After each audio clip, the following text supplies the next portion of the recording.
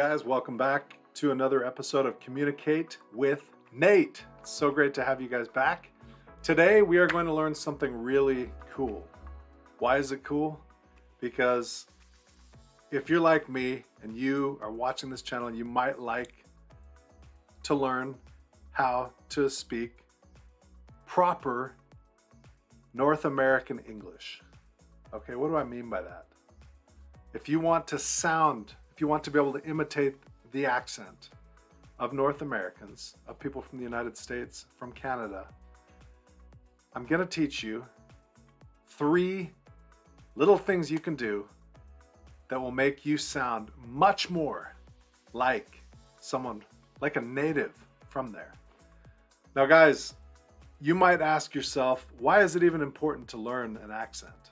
Well, number one, what is the most important? Well, let's be honest. The number one most important thing is communication. Can we understand each other?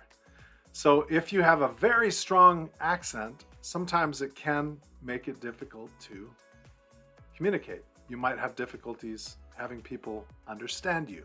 Okay, that's one thing.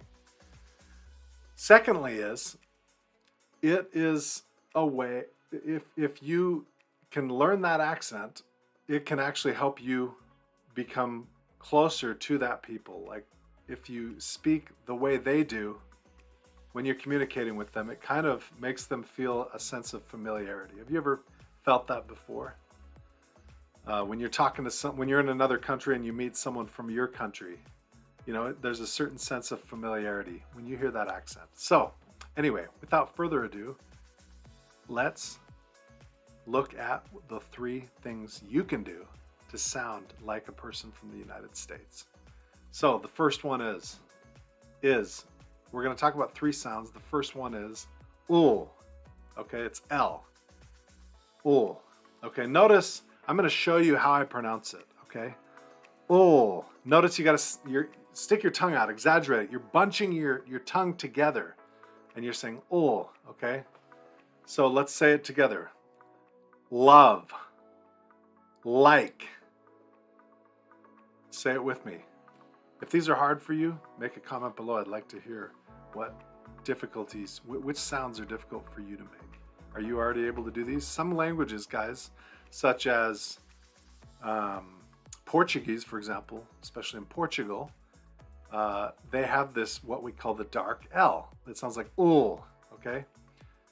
This is something that we definitely use in North America. If you're using more of that tap L, that Spanish L, which many languages have, like if I said instead of saying, you know, love, if I said love, that sounds foreign to us. Okay, that does not sound like a native speaker of English. We would immediately know.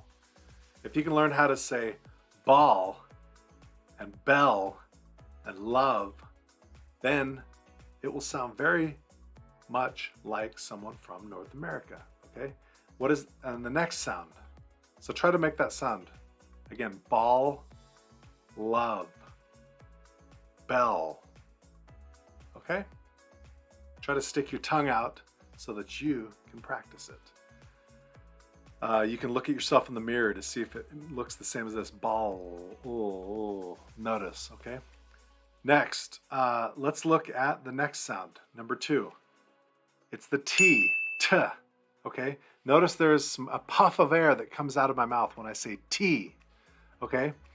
If you are like many languages, you don't have that puff of air, okay? If you have a piece of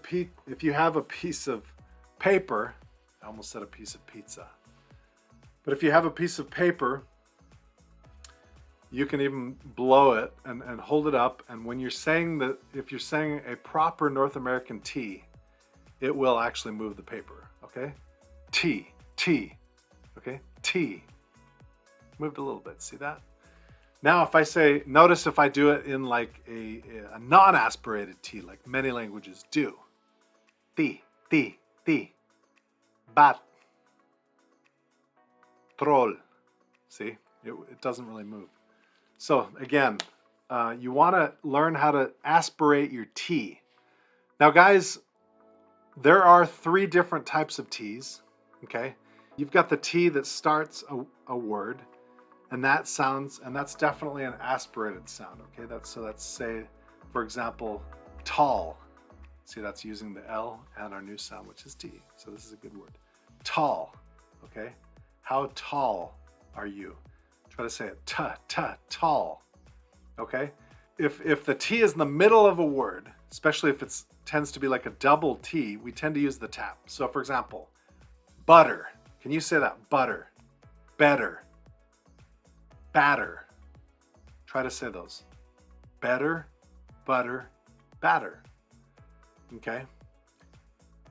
And then there's also the final way that we also pronounce T in North American English, which is to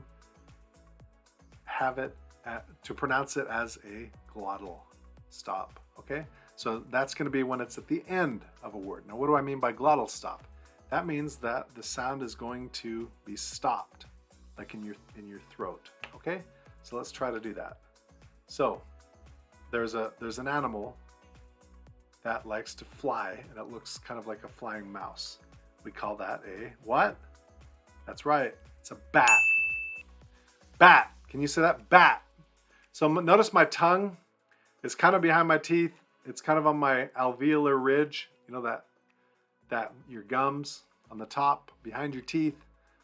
Bat. But it's not being pronounced using your tongue. That's just kind of where your tongue is. It should be stopping in your throat. So bat, bat, bat. Okay? Now, having said that, guys, you can also, if you want to pronounce it the aspirated way, if it's too difficult for you to grasp the concept of the three different T's, there is good news. You can do the aspirated T in any of those positions. It'll just sound like you're being extremely careful in your speech. However, it's still passable North American English, okay? So I can say, bat, cat. I can say batter, better. And so, yes, you can do it that way. It'll just sound a bit exaggerated. However, it still sounds native, okay? Now, the moment you've been waiting for, let's go to the final sound, which we're going to cover today, which will make you sound more like a North American. And that is the letter R. Yes, that's right. The famous American R. Can you say that? R, like a pirate. So guys, this sound is found in some other languages, like for example, the state of Sao Paulo in Brazil. You guys know how to make this sound really well. I think Costa Ricans know how to make this sound really well. A lot of Filipinos can make this sound really well. How about you? How about in your country? Write in the comments below. Well, guys, that sound, though, that R, this is one of the most important to get if you want to sound like a North American, if you want to get that accent. So, what do I mean by that? So let's try to say the following words with me. Red. Red. Notice my tongue is kind of just sitting in the middle between my teeth. And I'm pulling my tongue back towards the back of my throat a bit. It's a very strange sound. Also, if you're from Beijing, you can also pronounce that sound like sure, right? It's that same sound. So, and you Brazilians, like I said, it's like falar. Quero falar.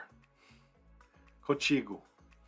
Yeah, I love Portuguese as well. So send me a comment below if you're Brazilian. Love those Brazilians. Love all you guys, actually. I love all of our subscribers. And if you're liking these videos, Communicate with Nate loves you too. So like and subscribe. Send me a comment below. I love to read them, and I try to read them all.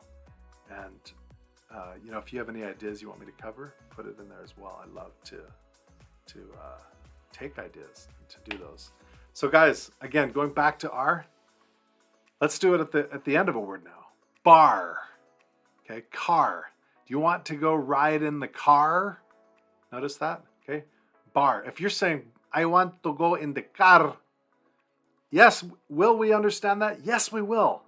But does it sound like a native? No, it doesn't. Does that matter? That's up to you. You must be watching this because you want to learn it, right? So maybe it does. Anyway, so let's say it again, guys. Rat, cat, ball, okay? Rattle, rattle. That one uses all of them. See, rattle. Guys, I hope you found this useful. Those were the three things, L, T, and R. Remember, if you can make those sounds, then you can sound like a North American, and you will fool your friends and impress them. So, guys, if you like this video, please like and subscribe, and I appreciate you so much watching these. Honestly, it's my passion. I love learning languages. I love teaching about English. It is my passion. And so if you do value these, let me know in the comments. Guys, I love you. You're great. That's a little bit of my Scottish accent. We'll do more accents on another video. But anyway, guys, thanks. Tell me where you're from, and see you next time.